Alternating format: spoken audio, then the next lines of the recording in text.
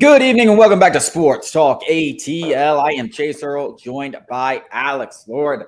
The Falcons traveled to London, and I know that road back or that flight back has to be one of the more depressing flights of the season because I know as a fan, 2 weeks ago we were sitting here like, ooh, home of the 2-0 Atlanta Falcons, man. We got something cooking over here. We come back, win over the Packers. We get destroyed by the Lions, but then we watch the Lions destroy the Packers, and they look like a really formidable team. So you're like, all right, well, let's see how this Jag games go. And this one was, last week we talked about how, you can put some blame on Arthur Smith. You can put some blame on the offensive line. You can put some blame on Desmond Ridder. This one, I'm looking right at Desmond Ridder, and I'm like, dude, what in the heck are you doing? I mean, that pick six was awful. And then he comes back on the field, and the very next play, he throws another pick. It is very much, now we're 8 starts into this season, this Desmond Ridder tenure. And it just seems like there is no signs of improvement. I mean, I can't think of one area outside of that one fourth quarter comeback against the Packers, which Bijan Robinson was also a big reason for that too. It wasn't just all Desmond Ridder lighting up the Packers defense. Outside of that one fourth, I can't tell the difference between start 1 and start 8. And that's where the problems lie with me. It's one thing if you were seeing a little bit signs of improvement. He was awful, and then he was a little bit better and a little bit better and a little bit better. I know we talk about the ups and downs, but I simply cannot tell the difference between start 1 and start 8 because it just doesn't seem like there is any improvement. The decision-making is questionable. It finally resulted in some turnovers. It's inaccurate. It doesn't seem like Arthur Smith trusts him that much. It's just bad, dude. It's just bad. And I know we say he's going to have this long leash, but how much longer can you watch this team go out there and put up 7 points and turn the ball over and do stuff like that and still give them the reins? Because you have the rest of this team, this roster that's competitive, especially on the defensive side of the ball. You want to make the playoffs. Arthur Smith also in the back of his mind has to start thinking about his own job. So how much longer can you really trot Ridder out there if he keeps playing like this? I think that's a really good point. We talked about it in the offseason, talk about how long his leash is, what are the scenarios where he could potentially get benched. And one that we landed on consistently was the improvement. As long as he was ascending, it didn't really matter in terms of his job being in jeopardy.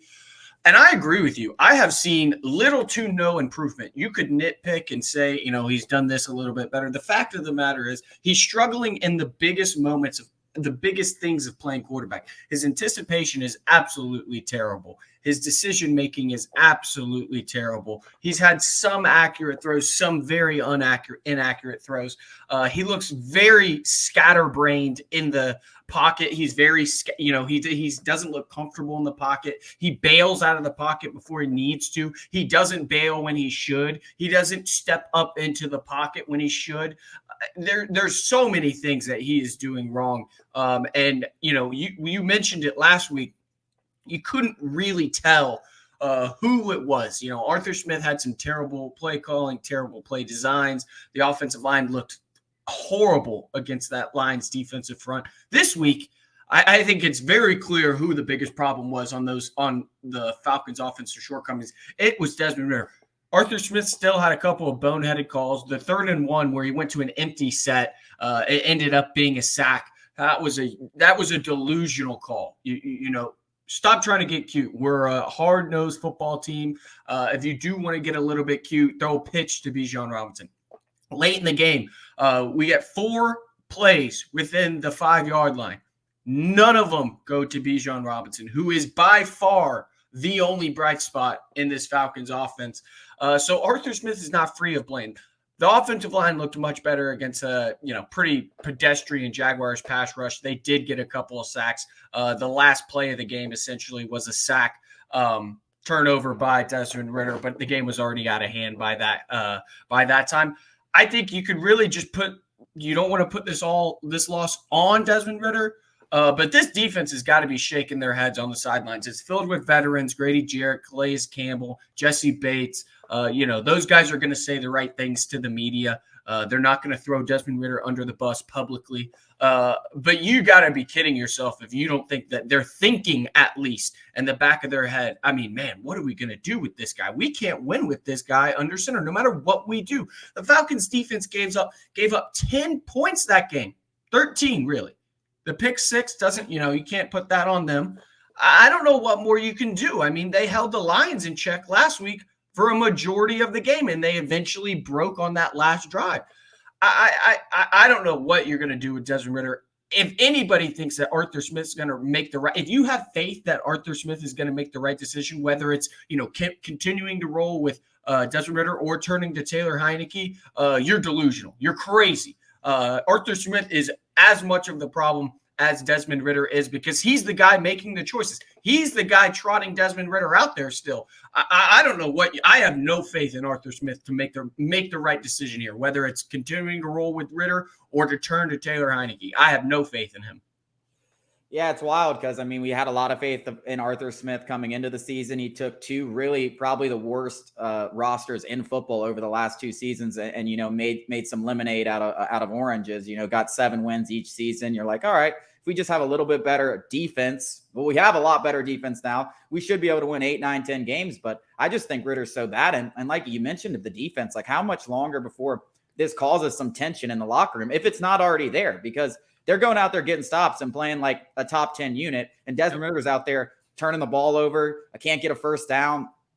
There just seems to be no rhythm, no nothing every time he throws the ball. And Bijan Robinson's making plays too, and everyone's watching it. We're all seeing it. They know, and this is a veteran group. And how much longer can you keep convincing them? Oh, Desmond Ridder's our guy. Desmond Ridder's our guy. Before they start saying, "Hey, buddy, no, he's not. No, he's not." Especially when you have a guy in there, and Taylor Heineke, that has proven himself to be a competent. I don't want to say anything special, but much better than Desmond Ridder. The Taylor Heineke we saw in Washington is a 10 times better quarterback than Desmond Ridder. And I know you don't want to wave the white flag, because that's what you're doing. You wrote about it in an article. You are waving the white flag on his entire career in Atlanta. As a starter. In Atlanta, at least. Like, you're basically saying, all right, that's it. Like, you're done. Like, we're probably going to cut you after this year or whatever it is. It was a bad pick.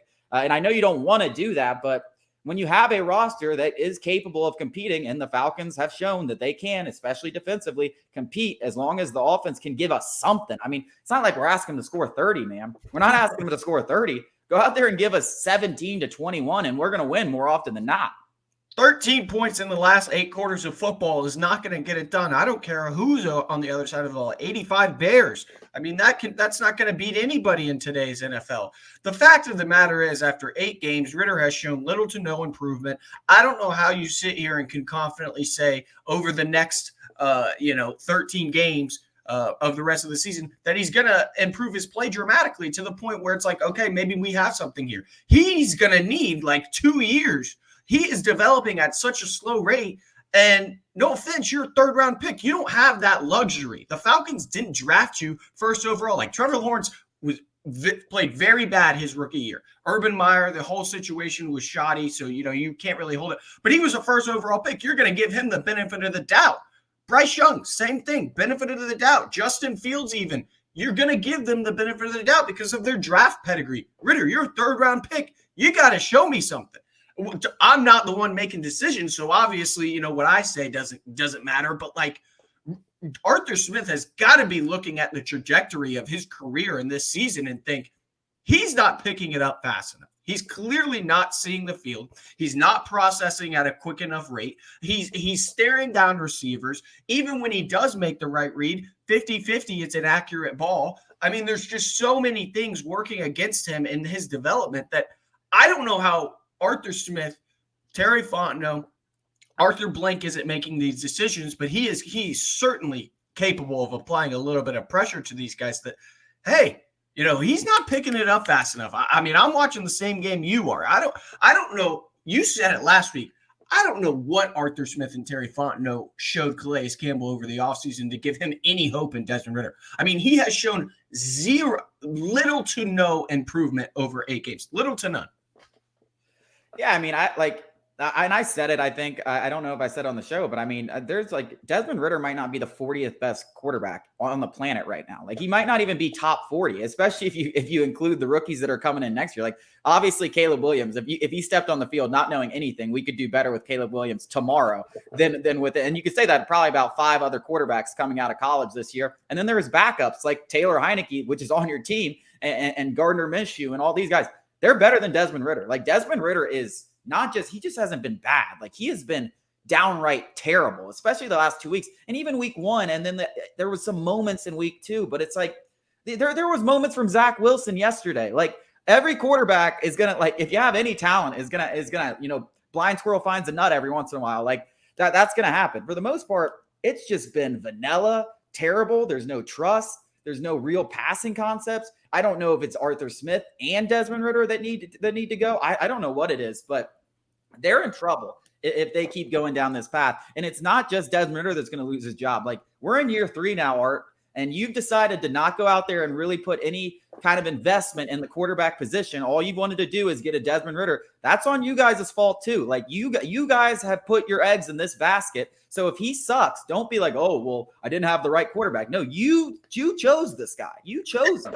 Yeah, this dates back to last year. Choosing to start Marcus Mariota was one thing. Choosing to stick with Marcus Mariota for 13 games, 14 weeks was unacceptable. We're behind the 8 ball in evaluating Desmond Ridder. Obviously, last year's offense probably wouldn't have given you a fair evaluation because it wasn't that good. Desmond Ridder or any quarterback wouldn't have done well in the offense.